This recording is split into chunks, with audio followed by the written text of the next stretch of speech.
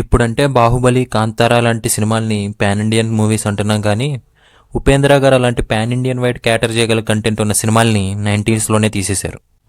ఉపేంద్ర, ఏ, రా ఇలాంటి ఎన్నో కల్ట్ మూవీస్ని ఆయన అప్పుడే మనకు అందించారు. నా దృష్టిలో ఫస్ట్ పాన్ ఇండియన్ స్టార్ అంటే మాత్రం అది ఉపేంద్ర గారే. చిన్నప్పుడు ఉపేంద్ర గారి సినిమాలు టీవీలో చూస్తుంటే ఏంట్రా ఇది ఇలా ఉంది ఈ సినిమా అని అనుకునేవాడిని. ఏం అర్థమయ్యేది కాదు. అప్పుడు నా ఏజ్ హార్డ్లీ ఒక 10 years ఉంటుందేమో. బట్ ఆ ఏజ్లోనే ఈయన మూవీస్లో ఏదో ఒక వెరైటీ ఉంది, రియల్ లైఫ్కి దగ్గరగా ఉంది అని నాకు అనిపించింది. నాకు బాగా గుర్తు, ఉపేంద్ర మూవీలో ఓపెనింగ్ సీన్లో బేతాళుడు విక్రమార్కుడికి మనుషుల గురించి, మనుషుల్లో ఉన్న మానసిక మాలిన్యం గురించి చెప్తాడు. మనుషులు బయటకు ఒకలాగా లోపల వేరేలాగా ఎలా ఉంటారో వాళ్ళ ఇన్నర్ వాయిస్ ద్వారా మనకు చూపిస్తారు. అత్తగారు, మీరు సాక్షాత్తు ఆ దేవతండి. నా కన్న తల్లిని మరిపించారు. నువ్వు అంతేనమ్మా, నా కూతుర్ని మరిపించావు. మాయమంట కాళ్ళు విసిగితే కట్నం పెట్టి మర్చిపోతాననుకున్నావా? పిండి మరి వసూలు చేస్తాను. అంతేకాదు అత్తగారు, నా అదృష్టం. మీలాంటి అత్తగారిని పొందడం నా పూర్వజన్మ సుకృతం. ముసలిమంట కృష్ణారామంటూ మొలకొచ్చో కట్నం తెలియదని కాపురం కూర్చావో చంపేస్తాను.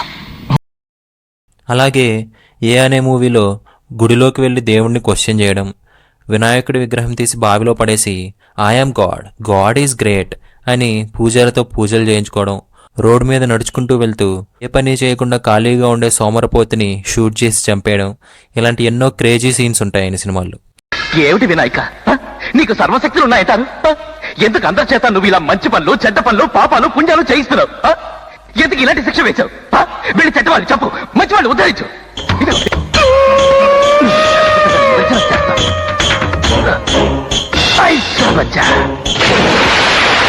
I'm God. God is great. Govind Govind Govinda Gajanana Govinda సిట్ కాళి అమ్మయ్య. అయిపోయారే రైట్. రాను రాకపోయావో షూట్ చేస్తాను. రాను వద్దు వస్తున్నా. బట్ ఆయన ఎవ్రీ మూవీలో ఒక స్ట్రాంగ్ మెసేజ్ ఉంటుంది. ఇలాంటి థాట్ ప్రొవోకింగ్ సెటైరికల్ కాన్సెప్ట్స్తో జనాల్ని ఆలోచించేలా చేస్తాయి ఆయన సినిమాలు. ఆయన తన క్యారెక్టర్స్ ద్వారా ఆడియన్స్కి ఏదో ఒకటి చెప్పాలని చూస్తారు. ఆయన తీసిన H2O అనే మూవీలో కర్ణాటక, తమిళనాడు మధ్య ఉన్న కావేరీ వాటర్ ప్రాబ్లమ్ని మూవీలోని క్యారెక్టర్స్ ద్వారా మనకు చెప్తారు. అలాగే 2030లో ఇండియా ఎలా ఉండబోతుంది అనే ఒక కాన్సెప్ట్తో సూపర్ అనే మూవీలో మనకు చూపించారు. శంకర్ గారు రోబో మూవీని 2010లో తీశారు. కానీ మన ఉపేంద్ర గారు సేమ్ కాన్సెప్ట్తో హాలీవుడ్ అనే మూవీని 2002లోనే తీసేశారు. రెండు మూవీస్లో స్టోరీ చాలా సిమిలర్గా ఉంటుంది. అసలు రోబో మూవీకి ఒక రకంగా ఇన్స్పిరేషన్ ఈ హాలీవుడ్ మూవీ అనే చెప్పొచ్చు. ఉపేంద్ర గారు డైరెక్ట్ చేసిన ఓం అనే movie Kannada super star Shivaraj Kumar గారి కెరియర్లోనే ఒక కల్ట్ క్లాసిక్. ఇది ఒక యాక్షన్ క్రైమ్ ఫిలిం. ఈ మూవీలో స్పెషాలిటీ ఏంటంటే రియల్ లైఫ్ రౌడీస్ని ఈ మూవీలో క్యారెక్టర్స్గా, గ్యాంగ్స్టర్స్గా క్యాస్ట్ చేశారు. ఇంకొక మైండ్ బ్లోయింగ్ ఫ్యాక్ట్ ఏంటంటే ఈ మూవీ ఇంకా థియేటర్స్లో రన్ అవుతుంది. ఎస్, మీరు విన్నది నిజమే. ఈ సినిమా ఎంత కల్ట్ క్లాసిక్ అంటే రిలీజ్ అయినప్పటి నుంచి ఇప్పటి వరకు మోర్ దాన్ 500 times రిలీజ్ అయింది. ఇండియన్ సినిమా హిస్టరీలోనే one of the most released మూవీస్లో ఈ సినిమా ఒకటి. ఇలా చెప్పుకుంటూ పోతే ఇలాంటి కల్ట్ ఫాలోయింగ్ ఉన్న మూవీస్ని ఎన్నో తీశారు ఉపేంద్ర గారు. అలాంటి ఉపేంద్ర గారిని ఒక టైం తర్వాత మెల్లగా మర్చిపోతూ వచ్చాం. ఆయన కూడా పాలిటిక్స్ అని, అదని, ఇదని వేరే వేరే రీజన్స్ వల్ల మూవీస్ తీయడం చాలా తగ్గించేశారు. మధ్య మధ్యలో కొన్ని మూవీస్ తీసినప్పటికీ అవి అంత బాగా రిసీవ్ అవ్వలేదు ఆడియన్స్లో. మనకి ఉపేంద్ర గారి కంబ్యాక్ ఫిల్మ్ అంటే గుర్తొచ్చేది సన్ ఆఫ్ సత్యమూర్తి. బట్ ఆయన అంతకుముందు కూడా కన్నడలో మూవీస్ తీస్తూనే ఉన్నారు, కానీ అవి తెలుగులో రాలేదంతే. మనకి ఉపేంద్ర గారు అంటే గుర్తొచ్చేది ఆయన eccentric characters, crazy concepts. But away miss అవుతున్నాయి ఆయన రీసెంట్ ఫిలిమ్స్లో. ఆయన తన యూఎస్పీని వదిలేసి వేరే మూవీస్ని ఇమిటేట్ చేస్తున్నారా అనిపించేలా ఉంటున్నాయి. ఈ జనరేషన్ ఆడియన్స్కి రిలవెంట్గా ఉండేలా మూవీస్ని తీయాలని హీఈస్ ట్రయింగ్ టూ హార్డ్ ఏమో అని అనిపిస్తుంది. బట్ ఆయన upcoming film UI movie teaser చూసిన తర్వాత he's coming back to his strength అని నాకు అనిపించింది. ఈ మూవీని ఒక డిస్టోపియన్ సెటప్తో 2040లో మన వరల్డ్ ఎలా ఉండబోతుందా అని చూపించబోతున్నారు.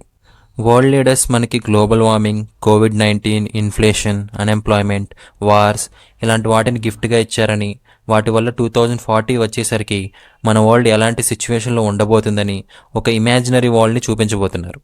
టీజర్లో నాకు ఫ్యాసినేటింగ్గా అనిపించిన ఇంకొక పాయింట్ ఏంటంటే పవర్లో ఉన్నవాళ్ళు సాధారణ ప్రజల్ని దోచుకుని ఎంత దయనీయమైన స్థితికి తీసుకొచ్చినా కూడా ప్రజలు ఇంకా మన దేశం ఎంత అడ్వాన్స్డ్ వెపన్స్ కొంటుందో చూడరా, మనం చాలా సేఫ్గా ఉన్నాం అని అనుకుంటూ ఉంటారు.